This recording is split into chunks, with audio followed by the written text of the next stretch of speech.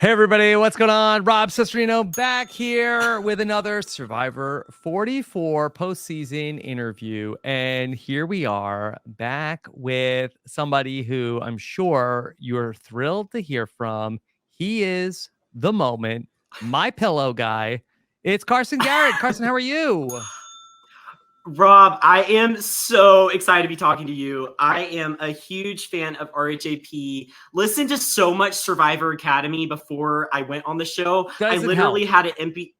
Right. I thought it helped a lot. I literally had an MP3 Oh. player with recordings of the episodes that I wanted to listen to while being at Ponderosa for the game.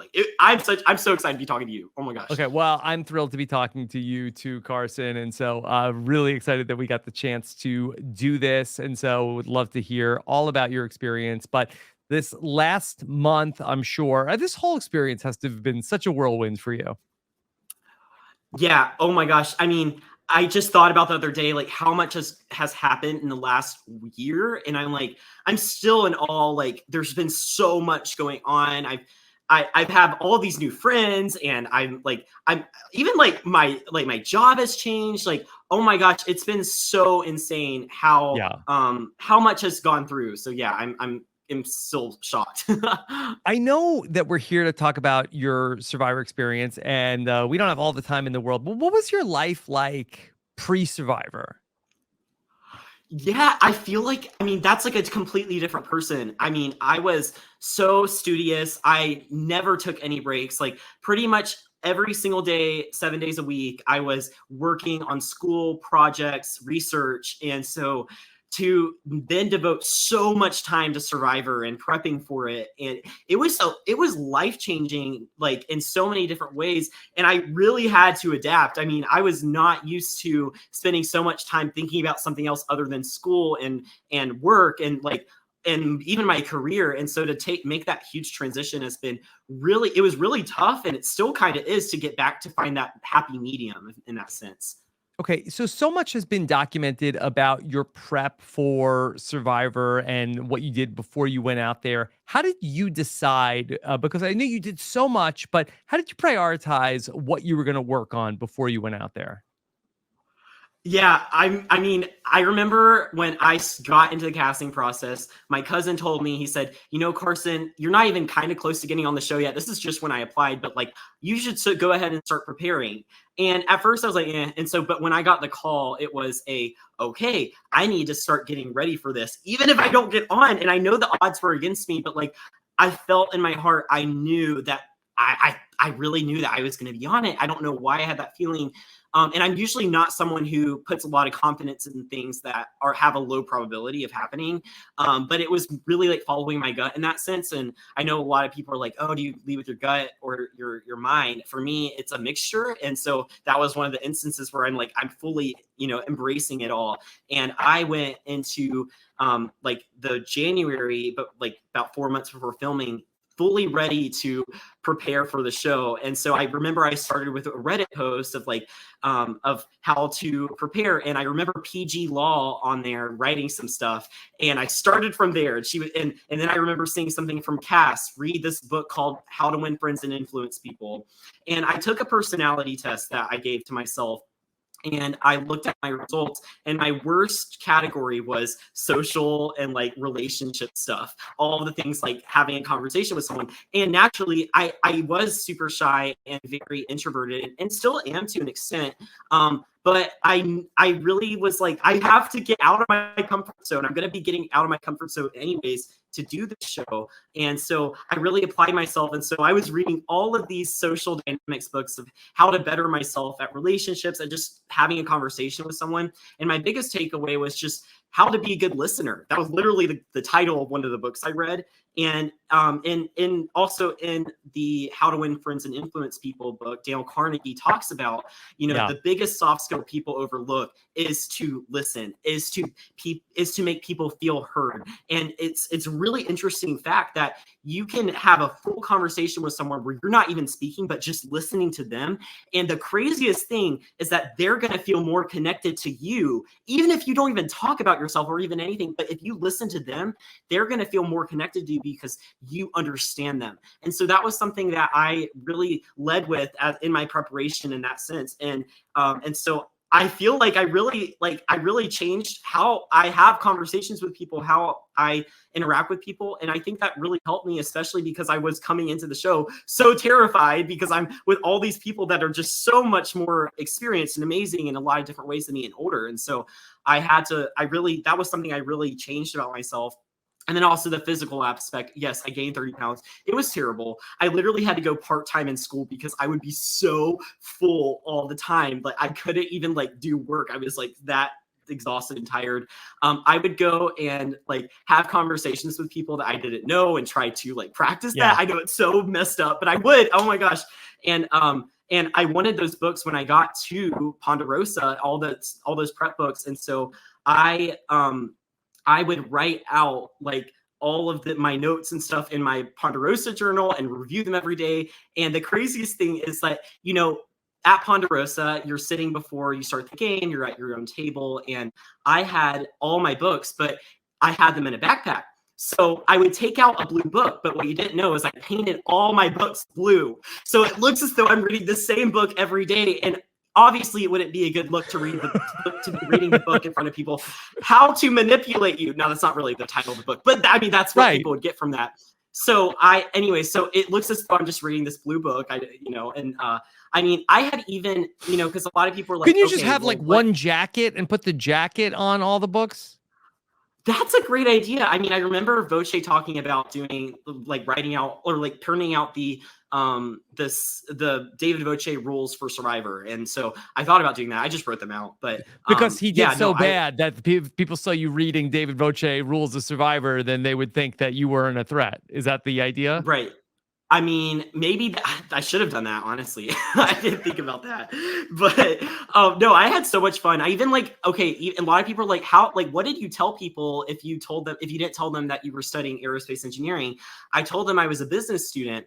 And so I had actually memorized every single class that I would have taken up to 4 years and knew things about the classes in case someone asked me about it. Turns out nobody asked me about them, but I had them memorized in case I needed to. So I can't. Why business? Because I would think that like, oh, business student. Okay, he's sharp. Well, okay, so it was more of I don't want to be labeled as a STEM nerd in that sense. Not like and I had a lot of there's anything wrong with that majored in. There's nothing wrong with it. No, yeah. I had always wanted to major in business in college, and I ended up switching. So the reason I chose it was mainly because it was more believable, because a lot of the things in my life had been business oriented. Like I was president of this consulting club. And so I knew like pretty much everyone I interacted with was business, finance, accounting. And so I knew so much about it. It was a lot easier to not tell the truth about that than try to make up something completely random, Mm-hmm. Yeah. And not a lie. You're in the pillow business, right? Course, yeah. Oh my gosh, yeah. I remember before the season, Carolyn and I would talk about like, let's do the craziest stuff. It wasn't that well received, but I understand when you don't understand our dynamic in that sense. But honestly, I'm so glad it wasn't well received. Oh my gosh, are you kidding? Yeah, no, it was like, he is so egotistical and all this stuff. And so I took everything so seriously at the beginning. And so I'm glad now I can be like, it's so hard. Like, you're just a regular person. I was just a student, like going into this, and I had to figure, I was a really crazy thing adjusting to having so much exposure, and I'm still learning.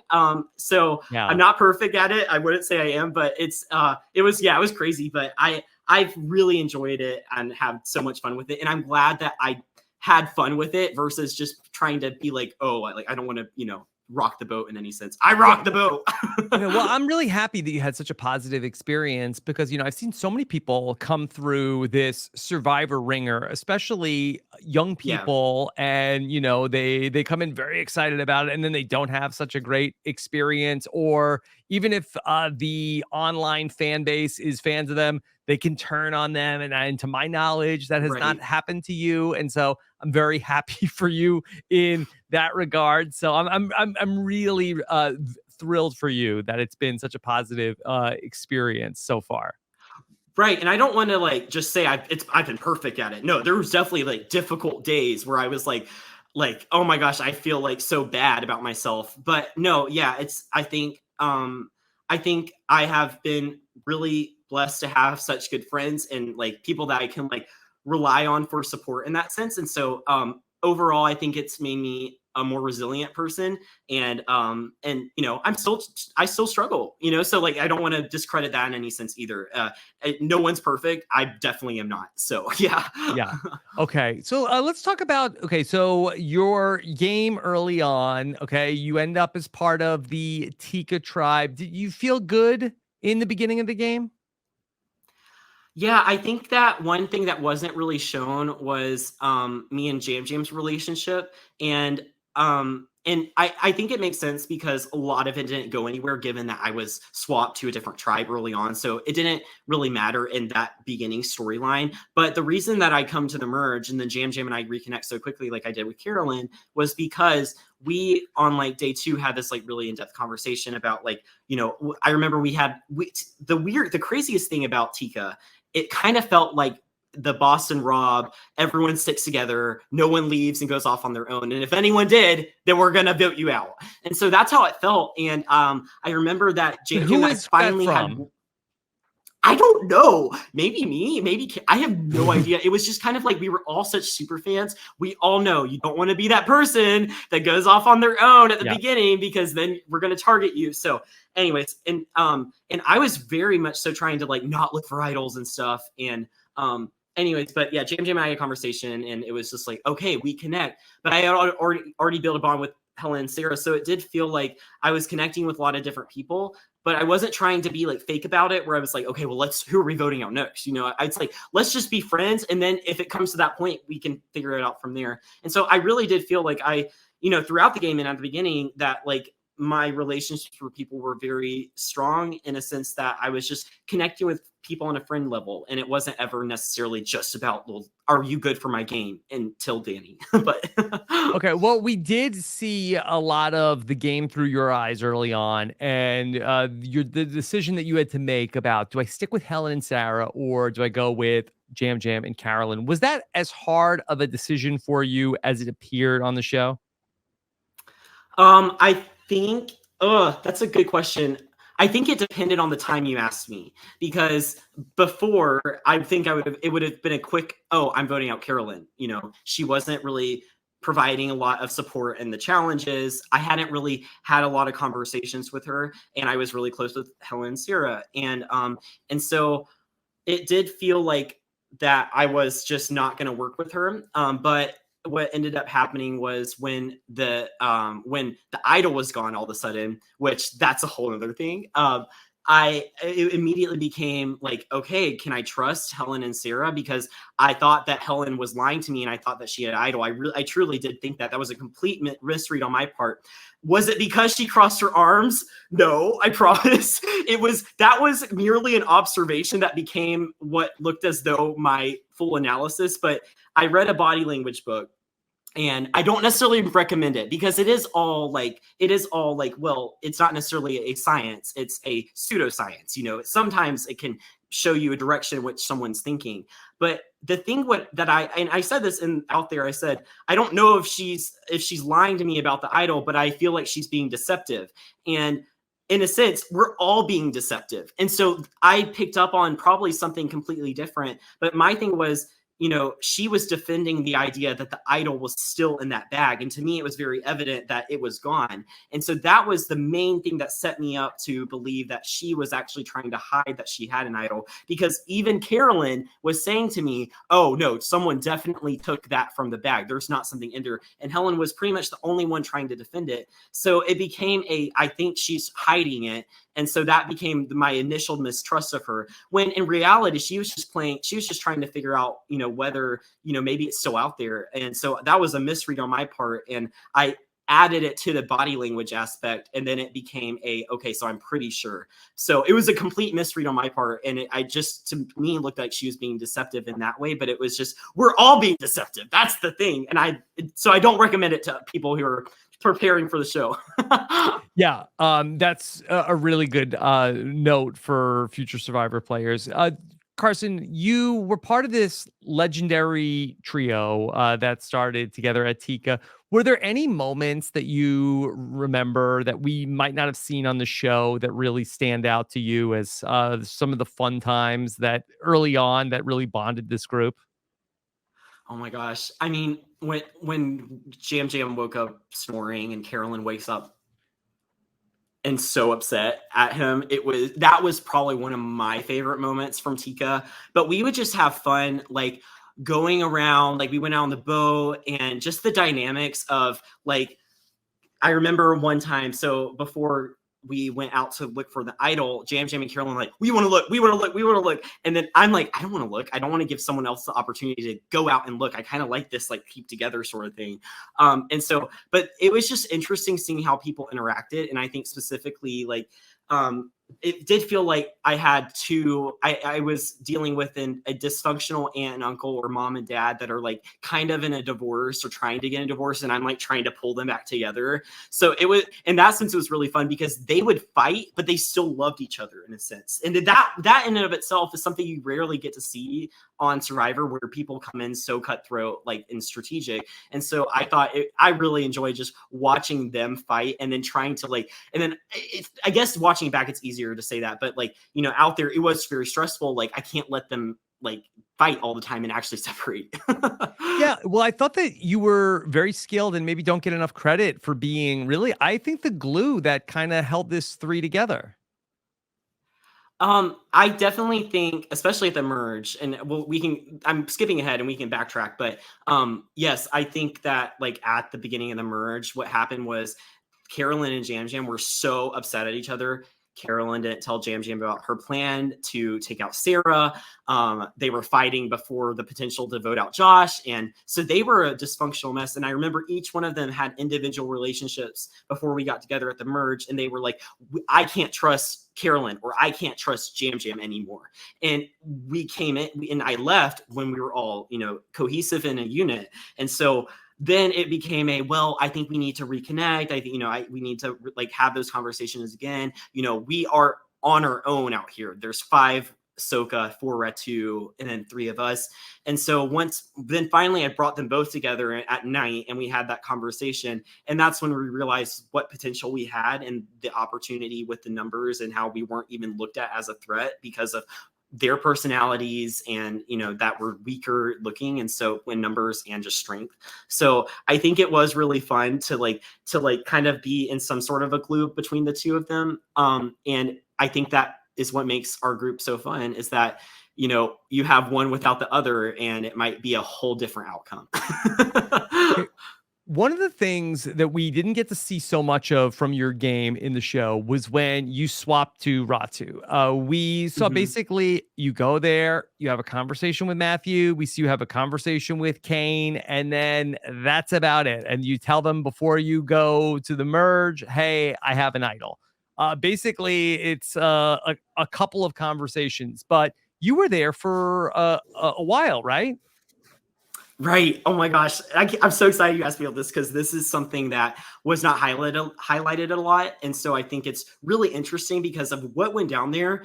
If we went to tribal, it could have been epic, but I'm glad I didn't have to even experience that. But so I remember when I went to the journey and I got the temporary idol and the new buff. I was so excited and then I was nervous but immediately I'm like, okay, you go to a journey, you usually get an advantage or an idol or something. And they're not going to believe me that I got swapped by myself to a new tribe and I have nothing in my pocket. And so and maybe this was a fault or maybe this wasn't the best strategy, but I feel like it really set me up really well in that. So I was sitting and waiting I was on the way to the new camp and I'm thinking to myself, what can I do to tell them I have something, but I don't have a note. And I also don't want them to know I have an idol. And how can I use whatever I come up with to allow me to kind of figure out where people are, if there's a division, can I relate to people, get in the middle of that group.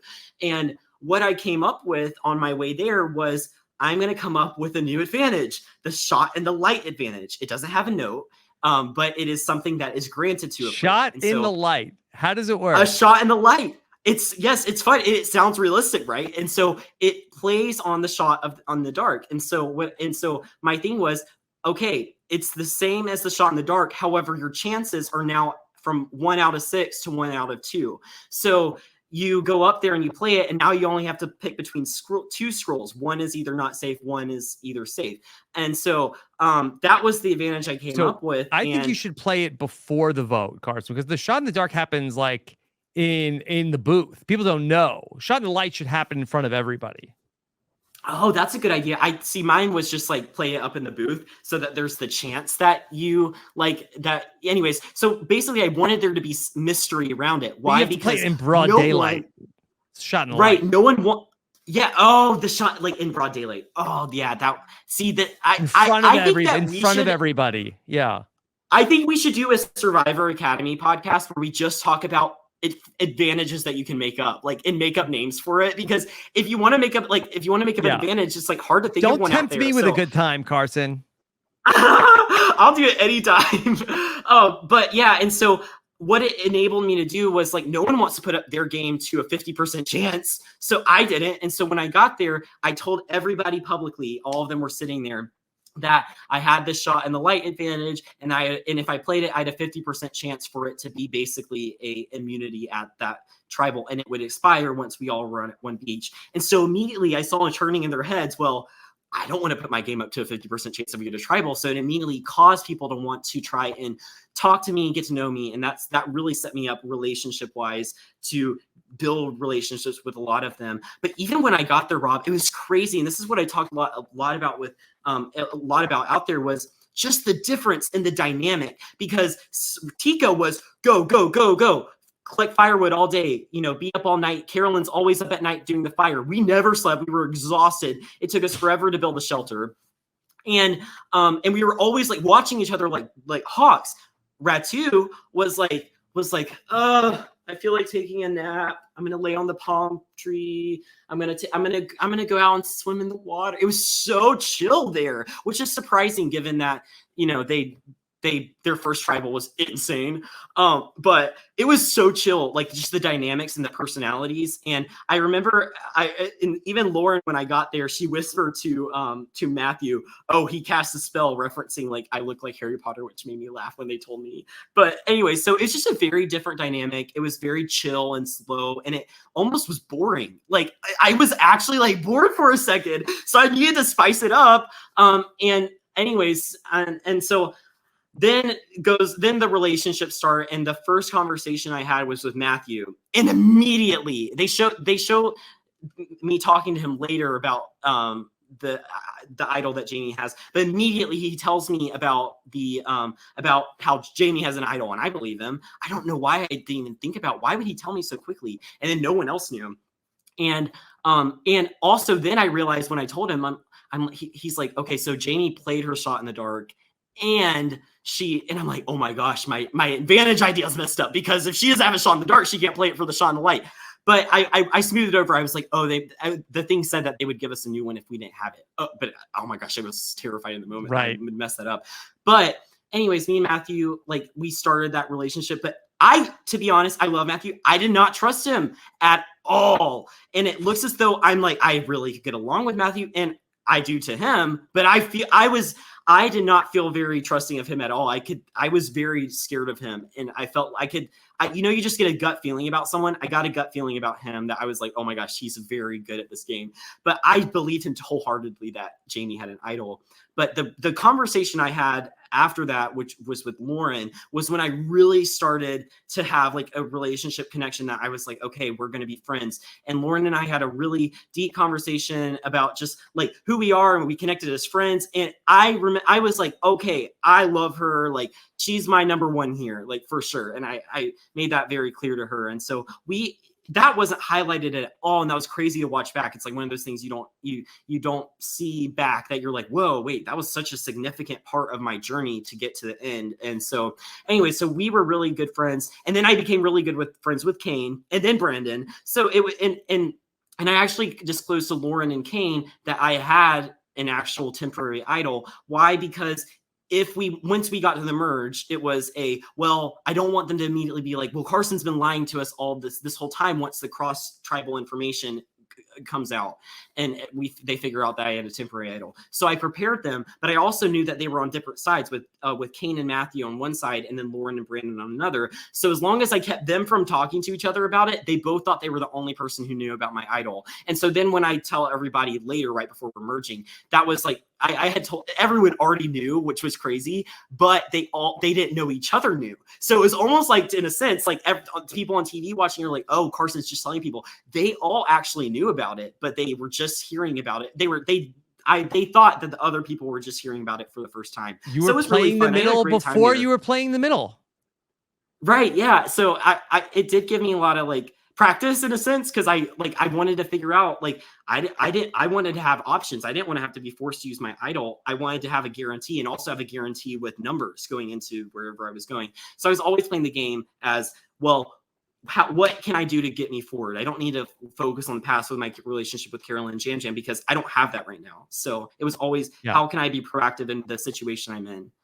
Did you ever think about potentially going with Ratu moving forward and sort of like, okay, I'm with them now instead of Jam Jam and Carolyn?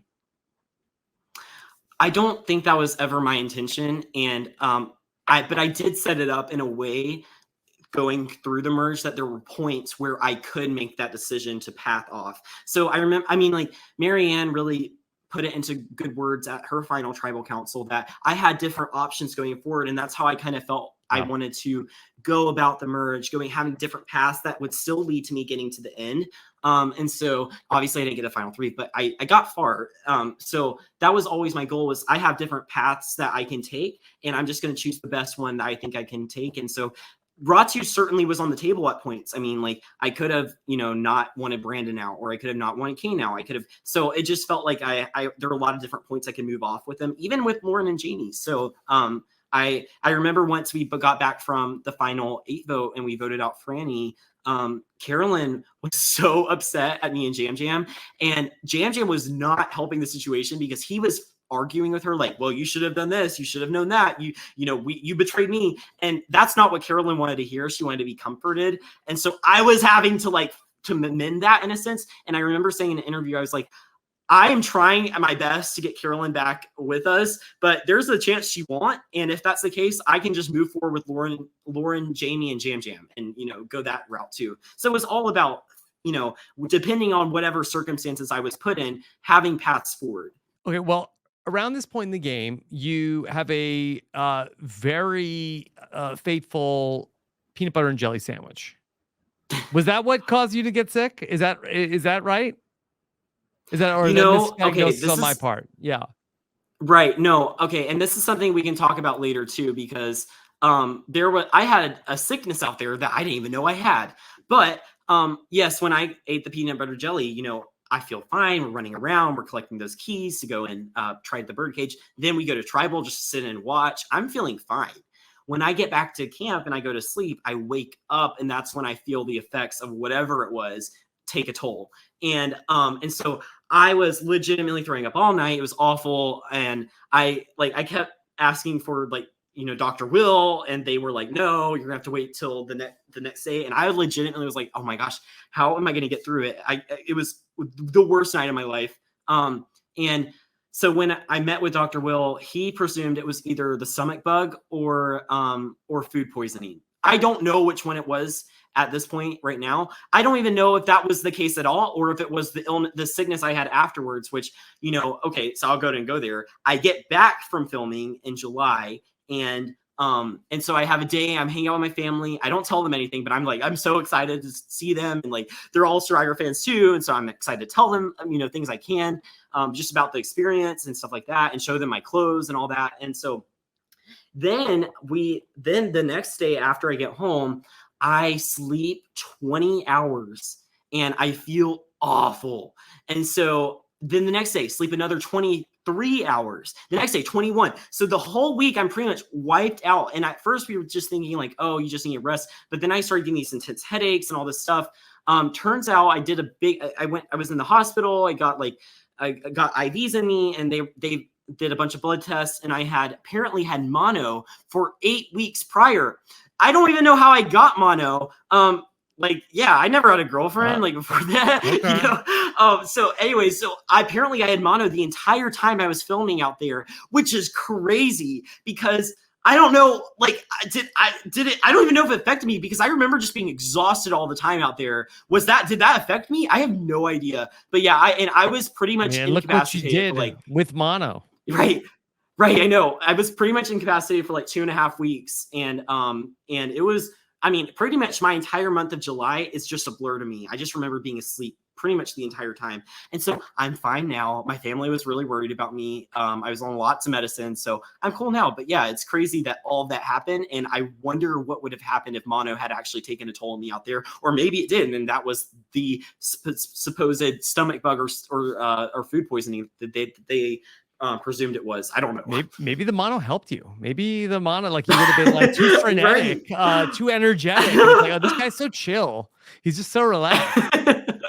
So the biggest move, and we were talking about Kane going home, but before that comes where Brandon goes home, and you had to be very involved with this plan because, of course, that the Ratu tribe is looking at you as somebody who is Ratu strong, and so Right. just talk us through how you felt to be part of this plan, where you knew that you were going to be casting votes at this tribal council that are going to, there's going to be an idol played, and why the heck is Danny telling you that he barely knows about his idol? Yeah. Okay. You're gonna have to remind me some of the questions because I start hearing one. I'm already thinking about what I'm gonna say, and then I've Just like tell me tuned out. about Yeah. Okay. about that vote. Yeah. Yes. Okay. So before that, I had been wanting someone from Ratu out. I think it was down to the fact that we had just taken out Josh and then Matt. So we took out 2 Sokas. And so now we're at an imbalance where there's 4 Soka, 3 Red, 4 Ratu, 3 Soka, 3 Tika. And my goal was always work with people, and get them to trust you for like 2 votes, then they're going to keep trusting you, then switch over. So it's really interesting. Even if you look at the whole, merge time, it's 2 Soka, 2 Ratu, 2 Soka, and 2 Ratu, it just keeps going back and forth in that way. And obviously it was meant to end with, or for me, my plan was to take out Heidi at the very end, and I didn't do that. But anyways, it was very intentional. And so at that point, Ratu was extremely trusting of me. And like I talked about before, my goal was to be in control, but not rustle, sorry, any feathers and, cause an imbalance. And so I wanted a Ratu out, but I didn't want Ratu to think that I was not working with them. So I had to play up that I was still with them. And what ended up happening was Danny and I had such an interesting relationship. I think one thing I came out there that I think really helped me, connect with people was that I was the person that people wanted me to be for them. So Carolyn wanted me to be her son, and I acted like her son. Danny wanted me to be his partner in crime. I acted like his partner in crime. Jam wanted me to be his friend. I morphed into the person that someone saw me as. And so with Danny, he wanted me to be someone that he could have a leaders alliance, because a lot of the information that came to Tika went through me. And so he, under his assumption, which I wouldn't say is wrong, he would always say that hey Carson, if I tell you something, I know Carolyn and Jam are going to vote with you too. And so I started that relationship with him early on at the merge with Josh, and then Josh got voted out. But I always told him hey, Danny, I'm always willing to work with you. And so we had a really, interesting conversation where okay, we need to take out a Ratu. And I really made him feel like, I'm with him, and that I'm just I totally agree. And I kind of did. But what's crazy is he told me that he wanted just me to vote with him. But I had promised Brandon that I would not write his name down earlier on, and because he was helping me after I was sick. And I remember everyone scrambling around, and I'm sick sitting around. And so I had to do a lot of my stuff right before. But I told I told Danny that I was going to vote with them. So Danny and Soka thought that I was voting with them to on Brandon. And then all of Ratu and Tika thought that I was voting with for Franny. I ended up actually voting for Franny, but it still looked like there was a fourth person that voted with Soka. And so I told Danny and the rest of Soka that it was me who voted with them for Brandon and that I got blindsided too. So when I got back from that tribal, Soka thought that I voted with them and Ratu also thought that I voted with them. So I was able to really like keep that equilibrium. And so Danny still trusted me. That's why he continued to trust me. And Ratu also still trusted me, even though I technically did vote for them, even though I did want Brandon to go home because I was under I knew that Danny wanted to play as idol, even though he technically didn't need to. We could have worked it to where all Tika voted with Soka. But if he wants to use an idol to make a move, go for it. That just means that that means that bigger target on you, and also that we get to flush an idol. And so the Carolyn vote, the reason Carolyn voted for Brandon was because I kept telling her to, so that I could, and she didn't even know that out there, so that I could falsely tell Soka that I was actually voting with him. So it was really intentional. Yeah, the plausible deniability that you were the other vote. Yes, that's really good. Thanks. Yeah. It was fun. I really feel like that coming out of this season. I feel like that that move on the Brandon vote, I feel like is going to be the biggest thing that the future players take. Like, how do they build off of that? Right. And you understand watching so many seasons. I understand like when you podcast about it, it's a whole different level of like understanding. You really remember stuff. But like I out there, I thought that this was something that had been done before. Like I was just an assumption, but then like watching it back and then like going back and looking, I'm like, oh wait, no, this was actually a first, that you intentionally vote for someone else and then you intentionally vote for someone else to vote someone else out. It was really cool. So it's really awesome to be part of that like Survivor history, because I'm a Survivor history fanatic. I love it. Yeah, I think there's a whole new avenue of Survivor strategy it goes into where, they talk about in the new era, the most important thing is your vote. But I think that the ability to not have to have your votes be casted or counted in the new era, I think is like a very exciting avenue that I think players are going to explore in the coming seasons. But more on that in the years to come. So talk about why was it so important for you to get rid of Franny? You were, seemingly, a key stakeholder in Franny should go home at that point. Right. I love Franny. Like me, Matt, and Franny, when we got to the merge, we formed a Dorcas alliance. Like Kane and I had the Golden Doodle alliance. Danny and I had our like leaders alliance, whatever. And then, but me, Franny, and Matt had our Dorcas alliance. And the reason was we were dorks and Danny liked orcas. I don't know why those two were combined, so we named ourselves Dorcas. But Franny and I did have a special bond from the beginning. I remember even when her and Matt got there, she was like, "Matt cannot wait to talk to you. He loves you already." I'm like, I can't wait. It was so fun. And I actually was the only person who knew that Matt had an extra vote. They told me after Matt didn't, or no, sorry, he didn't have extra, that he didn't vote on the Josh vote. Yeah, sorry. And so I was the only person they entrusted. So Franny and I definitely had a close relationship. And so at the final 8, Franny really truly wasn't someone I was looking to target because I had such a close relationship with her. But what became a threat to me was when she gets back from the food reward with Carolyn and Heidi and Lauren, and all of a sudden Carolyn and Franny are like inseparable. And I had been building a relationship with Carolyn out there so long, and it felt like all of a sudden Carolyn had a new number one, and like I love Franny, but that was like a threat to me because it was like, oh my gosh, I can't lose Carolyn. She's one of mine, she's one of those people I'm friends with. And so and I remember, oh, this is crazy too. So Jam and I are by the boats, and we're talking about we were all together with a big group of us, and that's the crazy thing about Survivor, and especially our season. I feel like that you can't really get a lot from the episodes. It's just how many plans you have to keep up with. Who knows what you're telling certain people, what you're not telling certain people. Keeping track of all of that, especially when there's 8 people or even more. Oh my gosh, it's so much to track all at once. And so I'm constantly like trying to remind myself, is this plan D or plan F or plan Z? I don't know. So finally, I love when people would leave, and finally it's just like Jam and I, because it felt like Jam was someone I would pretty much always disclose information with like completely openly because we had such a strong friendship and duo, I feel like, from the beginning. And so we're talking about it, and I'm like, well, he's like, well, I really want out, like, I think it was like Jamie or Lauren, and I'm like, I want out Franny. And then so then we were talking about it, and so we and I think his reasoning, he wanted Jamie out because of the potential that she had an idol, and we all thought that she might. But I wanted Franny out because of the relationship with Carolyn. And so then I'm like pointing out, I'm like, look at them. They're literally walking right beside each other. They've been inseparable. And so then we came to terms of agreement.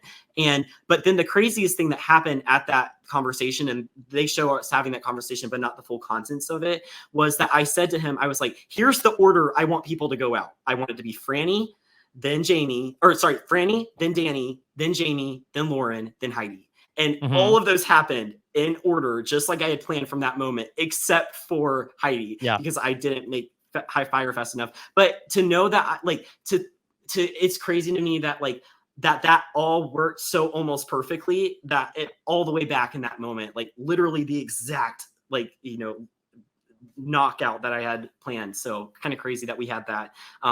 And yeah, so, and then so, oh my gosh, I'm sorry, you can stop me, but there was so much that went on in that vote that, like, so I get back from a walk, doing an interview, and we have an hour left before tribal.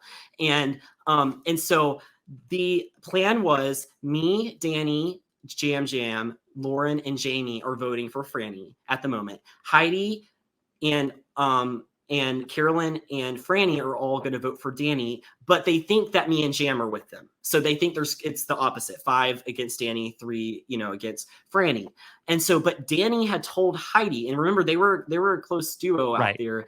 Danny had told Heidi that he didn't need, that we're going to take out Franny and we don't need your vote. And so what happened was Heidi then tells Franny and Carolyn that. And so I get back from an interview. I was not there when this all happened, and pandemonium. Carolyn runs up to me. Are you voting for Franny? Are you voting for Franny? Are you voting for Franny? And I'm like, no, I'm voting for Danny. And like, what, why are you even asking? And she's like, Heidi just came up to us and told us that Danny already has the numbers. And I'm like, what? No, he doesn't. And so there was just craziness. And then Franny's coming up to me. You're not voting for me, right? I'm like, no way.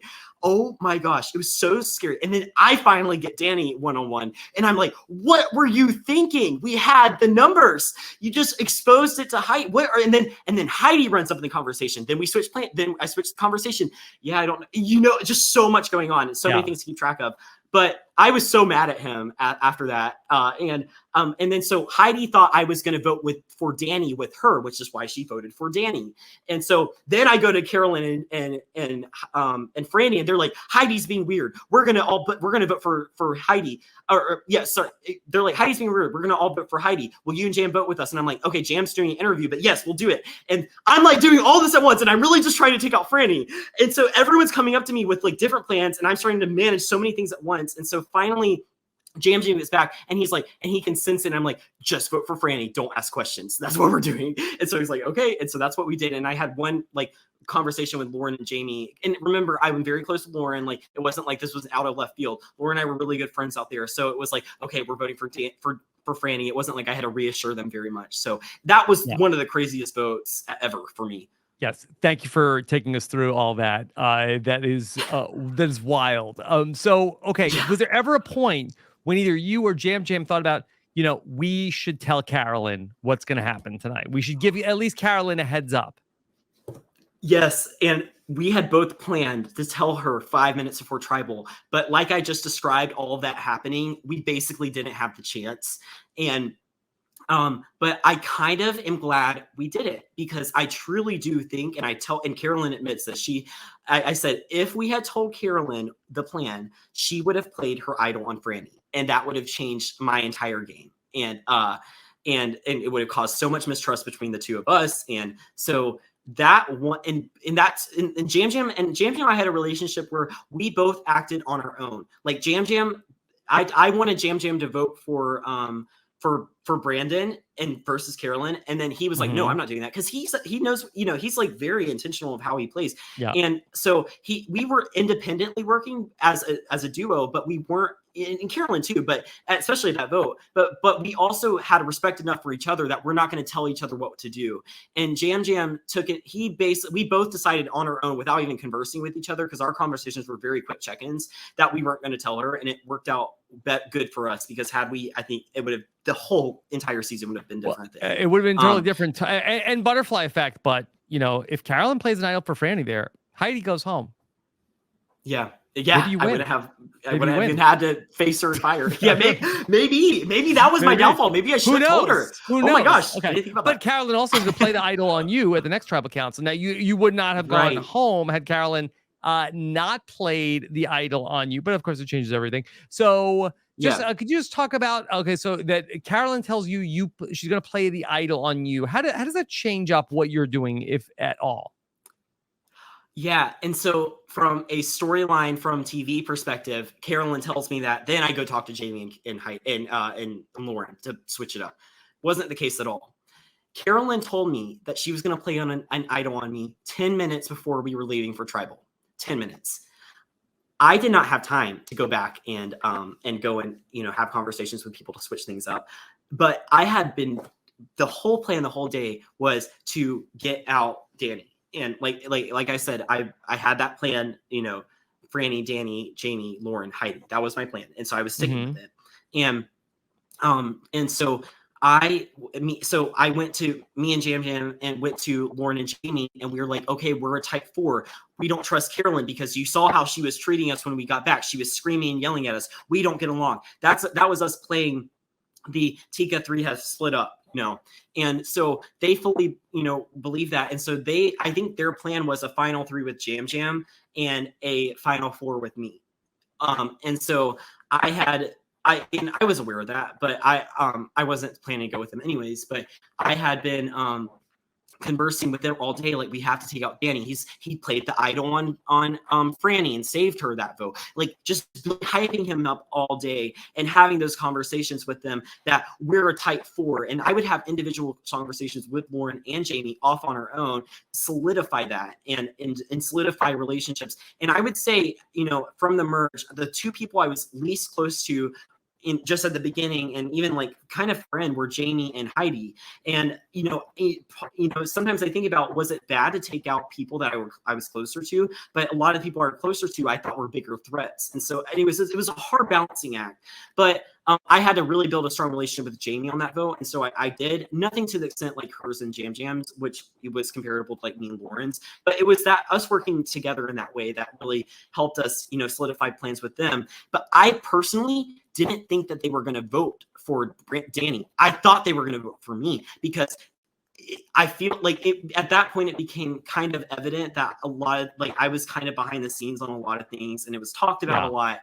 And so I thought that they were going to vote for me on that vote. And so I was, and this is something I've gotten from the show that has helped me at NASA, but I've gotten a lot better at being under pressure and making difficult decisions, or not stressing out and not like being upset about it. And so I remember being like, okay, I'm going to do my best, but this is all I can do. My hands, my game and fate is in their hands. And I have to ensure that my relationships are strong enough to keep me in this game. And if I can't do that, that's my own fault. Carolyn had been coming out to just getting a sense of like, oh, they're going to vote for you. And everyone's been telling me that. Janet's telling me that. I'm like, oh my gosh, what, I've done the best that I can. I've built the relationships I've built, and that's all I can rely on. And then Carolyn comes and tells me that she's going to, and then I want to also tell the story about Carolyn, what she tells me, because it just speaks to how amazing she was at the game. So Carolyn comes up to me at that tribal, and she goes, hey, Carson, I have a really personal thing to talk about. And so I'm like, oh my gosh, I'm so sorry. And so we go off on our own, and she's like, that was all an act. I'm not really upset about it. Wow. And I'm like, what? You just psyched me out. I was really like concerned for you. And she's like, I'm going to play I have an idol. I'm going to play it on you. And I'm like, what? You've had the idol this whole time? I had no idea. I assumed Helen left it with it in her pocket. And she loves it. No one suspected her, and then I'm like, wait, so you did the red X, you did this, you did that. What? Where is it? I'm asking all the questions. It was awesome. And so it was so much fun. I was legitimately so proud of her. I underestimated her out there. I did. So many people did. I did. I totally did. She was so in tune and so good at reading rooms that like you don't even, it's so amazing. She has like a skill for it. But anyway, so she tells me, and so I'm like, okay, now I actually don't even have to worry about Lauren and Jamie. And so we walk back and so she looks at me and she puts her hands over her eyes and she's like, wait, just one second. Puts her hands over her eyes. Tears, Rob, tears start streaming down her face. She was that in tune with her emotions that she could cry on demand. And so we get back and people think we just had this emotional conversation about like life or something. And wow, it was awesome. Yeah, so fun. Oh my gosh. Also, yes, wait. I can't remember which tribal it was. I think it was the tribal after. Okay, I'll get back. Sorry, I'm going on tangent. I have to include this. After Kane went home with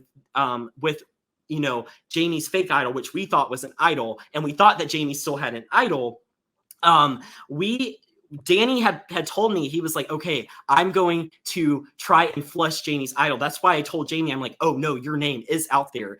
And so Danny actually says to Jeff, before Jeff says like, if you have an idol or advantage, you can play it. He says to Jamie, he goes, in front of everybody, the jury and us, he goes, Jamie, we tricked you. The votes were actually split on you. And if you have an idol, you have to play it tonight if you want to survive. I can't believe they didn't show that. It was so crazy. And she didn't have one, so she couldn't play it anyways. But yeah, that happened too. So anyway, sorry, had to include that. All right, Carson. So I feel like this is the part of the interview when we should splice in what we talked about the day after the finale, because that's when you cover a lot of the events regarding the fire making and everything that happens there. But postseason, like I seen that the day we're recording this, is this a year to the day from when you got into the fire making? Oh, well, yes, that's what Heidi said. I'm not sure, to be honest, because of I don't know, like, it's hard to say because it's there's almost a 19-hour... about, give it or take. Yeah, yes, absolutely. Okay, so 1 year later, okay, any reflections on that whole situation? Do you feel like did it end? Was it like a fitting end to your Survivor story? Do you feel like some other people were like, oh, I should have done more to prepare for that moment? No, and I was really worried about how it would be received, because ironically, when the producers told me like, you're the most prepared contestant of all time, and I lose because I didn't prepare enough on fire. But I think that for me it was I don't think I could have practiced every day of the year fire and done it and been really good at it and still have beaten Heidi. And so I almost blame myself more for the ball drop than I do that. So in that sense, I'm really proud of myself. And, it is kind of funny to hear from people like, oh, you should have, you're terrible at fire and sorry. I'm like, I wasn't terrible at fire. I think I would have actually given even Gabler a run for his money. I was right. it was high at that point at the 3-minute mark, and Gabler. Yeah. So it was close. It was close. Yeah. So I'm actually really proud of myself for how I handled it. And to me, it's more of one of those things that I can't control and it's out of my hands. And I said that to Jeff at Tribal, and he goes, well, actually, Carson, it's actually in your hands. And I'm like, yes, it is. But like, I feel like this is one thing that like, I don't know. I understand what you're saying. It's one of those things I can't control with like how I can like have a conversation with someone. It's like something I would actually have to practice for a year, like you did a puzzles or something. So anyways, I'm really happy with how things turned out, and I thought it was a good end to my story. Obviously would have liked to at least see how I would have done at Final Tribal. I think that like, Jam Jam and I always talk about like, we're like, oh dang, it would have been fun to just go head to head. Like, and we legitimately mean that. It would have been really fun in that sense. And even with Carolyn too, just all three of the Tikas going at it, because we all had different reasons to win.